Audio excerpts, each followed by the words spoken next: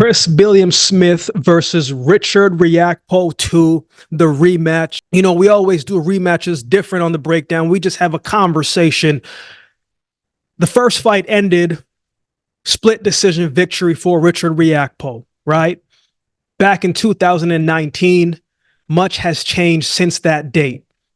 Since that fight, Chris Billam-Smith hasn't lost a fight since. He's got wins over guys like Isaac Chamberlain and becoming the WBO cruiserweight champion after beating undefeated fighter Lawrence Okolie. He won his first title defense against Masternak. Chris Billam-Smith, in a way, man, he's the man right now. He's the man right now, most improved right now in a way, because he didn't let a loss deter him from the trajectory of his career, and he found his way to rise again and to become champion along the way. This is a great opportunity for him not to scratch his loss off his record, but to avenge that loss.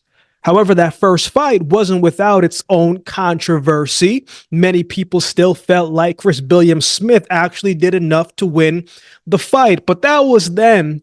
This is now, so we move forward. On the other side, Richard Riakporhe has paved his path after that as well, in most wins coming from stoppage. Call him the midnight train for a reason, because once the man hits you, man, you move out of the way. His last 5 fights, he's won them by way of stoppage in some form.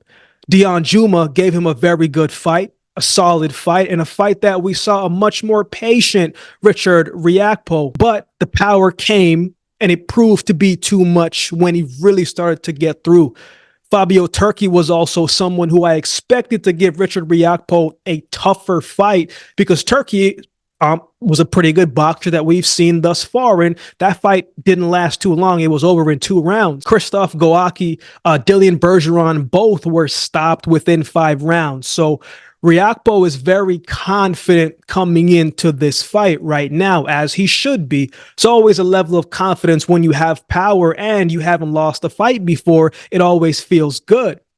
This is an opportunity for him to fight for a title against a guy that he's already beaten once before. So psychologically, Riakporhe has got the edge. If I beat you once, I know that I can beat you again. And statistics show that more times than not, whoever wins the first fight generally has a greater chance of winning the second fight. But, you know, statistics doesn't always tell the full story, and we're not here for all the statistics, all of that. We're just going to talk about the fight. Chris Billam-Smith really impressed me when he fought Lawrence Okolie.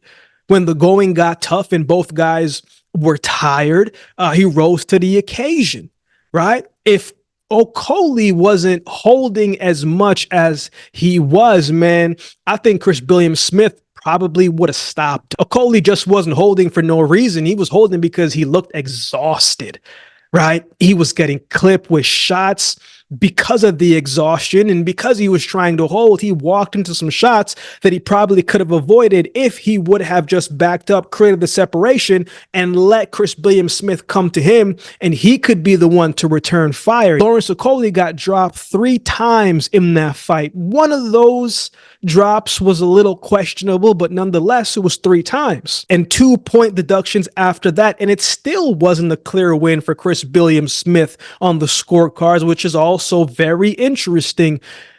But Chris Billam-Smith, man, even though he fought a good fight and he had to be patient and he had to not be emotionally reactive in the fight, you know, he still walked into some big shots from Lawrence Okolie, but I did feel like he took those well. He's tough, man. He's very tough, fought through a lot of different things, and he's got a lot of heart too, and that's going to play a role in his rematch with Richard Riakporhe. If memory serves me correctly, when we look back at the first fight, Riakporhe was holding a bit in their first fight as well too, and that was what a lot of people were talking about and is still talking about. Okolie didn't get the benefit of the doubt against Chris Billam-Smith, and he got points deducted because of that. But in the first fight, I also felt like Chris Billam-Smith didn't really do anything to really hurt Richard Riakporhe or put him in any type of danger. Maybe he could this time. I think he's going to need to be able to do that this time around. When you look at Richard Riakporhe, man, 6'4", 6'5", toned, strong, built. He's an imposing, intimidating figure. He's not always the fastest starter, but once he gets going, right? Once he gets going, he's tough to handle. He's big, he's strong, he can punch. When he targets different parts of the body and it hits it, he can do damage. He's got a long reach as well too, and that helps him create separation, whether he's pushing that jab forward or leaving it there like a lever. He's tough to get to because of those physical advantages. I was very impressed with his performance against Fabio Turki because he was very patient in that fight. And Deon Juma, he was patient in both of those fights, right? And he was someone who was moving a little bit more against Fabio Turki. He was using his footwork, creating separation and not forcing the fight. He knows he can close out the show with one shot, but he let Turki come to him. And once he found Turki was in range, man, he boom, went right to the body. And it was that body shot that took him out. The power is real when it comes to Richard Riakporhe, and his timing and his precision has been very good as well. His last fight against Dillian Bergeron didn't last long either. I thought it wasn't really the greatest performance from Richard Riakporhe. I thought he started a little bit slow. I thought he smothered his work a little bit, but he's got that hand, he's got that power to be able to erase all of that and change a whole fight with one shot. Now, Chris Billam-Smith's most recent fight against Masternik, though he did get the win, there were some rounds where Masternik, man, was putting on a bit of a masterclass, man. He was very effective, fighting in great spots, using simple things to be able to be effective, whether it was a jab, come through with the right hand, or just coming forward and putting together combinations and stepping out of the way. Very effective, simple, but very effective. And I credit that too because Masternik moves very well, right? He was a little bit older, yes, but he still had the experience and he still has very good boxing skills to give anybody a challenging fight. He was taking the fight to the champ. There was a lot of people who had Masternik up on the cards prior to him getting stoppage. Some of those shots that Masternik landed, man, if Richard Riakporhe was to land some of those similar shots that Masternik did against Chris Billam-Smith, Chris Billam-Smith might be on the canvas. He might be on the canvas. So, I like the build up to this fight. I like the videos that I've seen, the back and forth, both guys going at each other, but you can tell that they respect each other. I like the build up of it. So who wins? Before I give my pick on this fight, I have something real quick to share. I'm always looking to bring more light, more value, more opportunities for the community. I've been working on a few different things in recent weeks to not just grow the channel, but as I said, to continue to provide as much value as I can to each of you in our community. With that being said, I got some exciting news to share. I'm happy to announce my partnership with BetStamp and signup Expert. It's a great opportunity for you to join some of the best sports books to get the best odds and new user offer. All you have to do is head over to my dedicated page at signupexpert.com/thebreakdown to explore a selection of sports books tailored to your region, each with its own unique offerings. So if you want to place a bet this weekend and on this fight and beyond, check out the link to find the best options for you in your region. Every sign up does support the channel and it helps the channel grow and to expand and to create more opportunities, not just for me, but for our community. I'm always looking out for you guys as best as I can. You can easily find the link in the description below this videos moving forward. So get down there and check it out and find the best option for you. Now, let's get back to the video. This could be one of those fights where, it plays out like the first fight.